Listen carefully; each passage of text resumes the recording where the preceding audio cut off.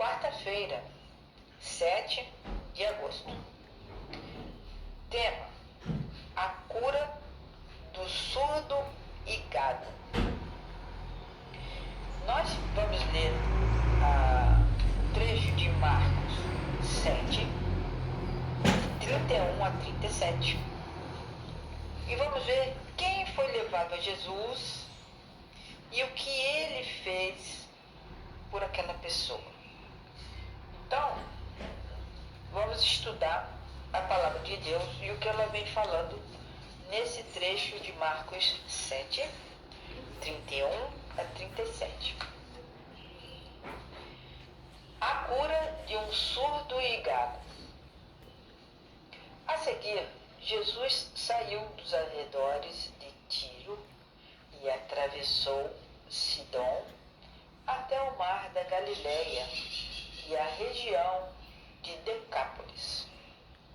Ali, algumas pessoas lhe trouxeram um homem que era surdo e mal podia falar, suplicando que lhe impusesse as mãos.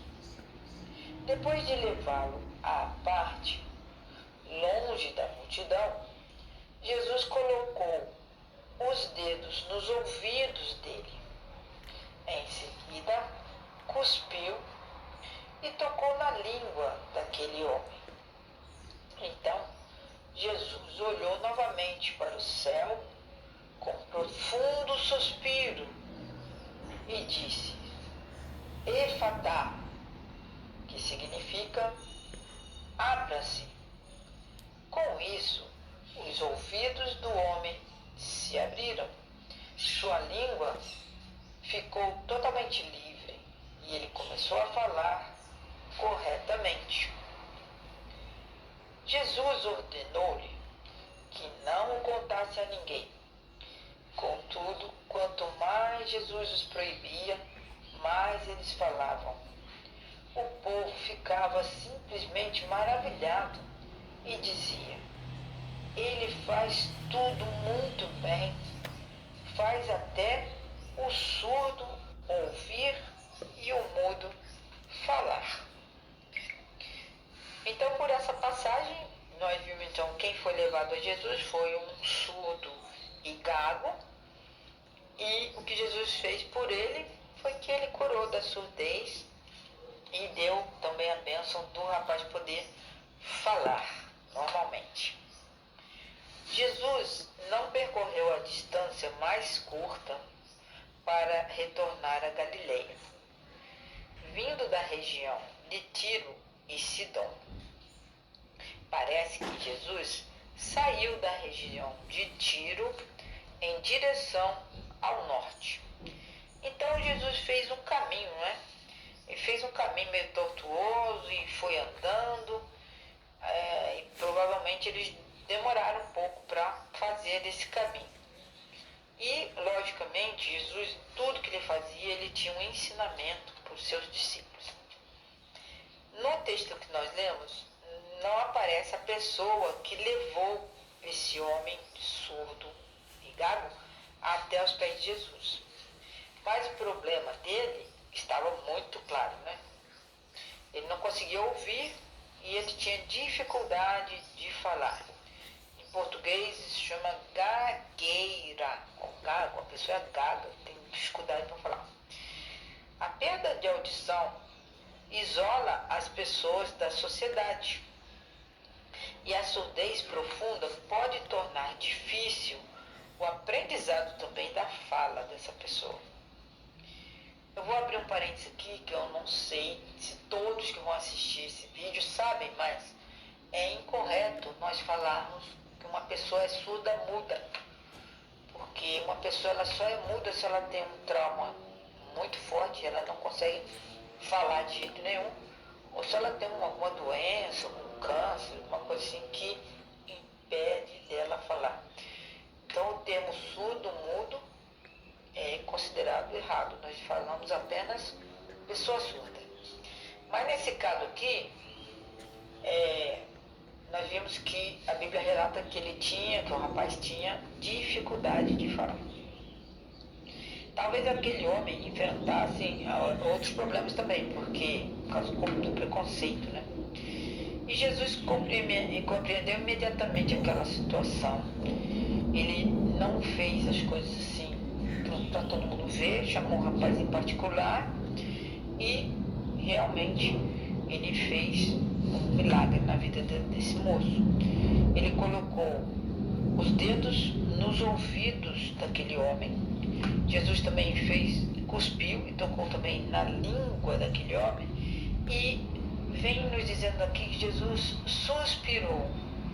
Suspirar quer dizer uma respiração profunda.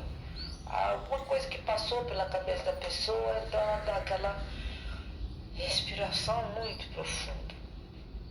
Então Jesus fez isso. É fácil perceber que Jesus tocou nas partes do corpo que ele iria curar, né? Mas por que será que Jesus então deu aquele suspiro forte, né? Na verdade, Jesus deu aquele suspiro porque ele pensou nas pessoas que não abririam seus ouvidos para obedecer à verdade. E também tocou na língua, né? E as pessoas que vão ou iriam se recusar a reconhecê-lo, a falar publicamente que Jesus é o Redentor. Foi por isso que Jesus, então, teve aquele suspiro, aquele momento de uma certa tristeza de saber que pessoas iriam recusá-lo de uma forma ou de outra. Então, Jesus restaurou a audição daquele homem, o capacitou a falar. E esse suspiro mostra os limites que Deus colocou sobre si mesmo a respeito, sabe do quê? Do livre-arbítrio que todo ser humano tem. Jesus jamais força uma pessoa a escolher os caminhos de Deus. Nós somos livres e vamos continuar livres para escolhermos quem conduzirá a nossa vida. Se a gente espera que Deus conduza a nossa vida, a gente segue a Jesus e obedece aos seus mandamentos, os seus ensinamentos. Mas há pessoas que escolhem os caminhos das trevas, guiados pelos anjos maus, por Satanás. Jesus poderia abrir ouvidos surdos, sim, poderia. Isso que ele fez. Mas Jesus jamais forçaria as pessoas incrédulas, que não conhecem a Deus, a reconhecê-lo como Messias, ou seja, como Salvador pessoal. Essa breve história também ilustra o que Deus pode fazer por aquelas pessoas que se decidem a estar com Cristo de toda boa vontade, escolher seguir a Cristo. Talvez você tenha sido relutante em compartilhar sua fé com alguém, né? Às vezes a gente fica com vergonha, não sabe o que dizer para as pessoas, né? Mas esse milagre que está relatado no livro de Marcos oferece um encorajamento de Deus para nós, para que a gente possa abrir, né, os nossos ouvidos e sermos sensíveis também às necessidades de outras pessoas.